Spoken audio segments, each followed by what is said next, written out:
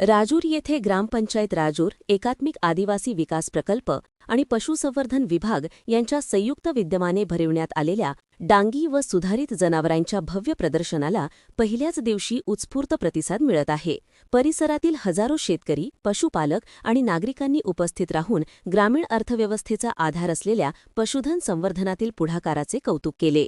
उद्घाटन प्रसंगी महाराष्ट्र राज्य पत्रकार संघाचे राज्य सरचिटणीस व दैनिक समर्थ गावकरीचे संपादक डॉ. विश्वासराव आरोटे आणि माजी आमदार वैभवराव पिचड यांच्या हस्ते दीपप्रज्वलन करून प्रदर्शनाचे उद्घाटन झाले. यावेळी मान्यवरांनी शेतकरी आणि पशुपालकांच्या प्रगतीसाठी या उपक्रमाचे महत्त्व अधोरेखित केले. डांगी जनावरांची शान प्रदर्शनात उजळली.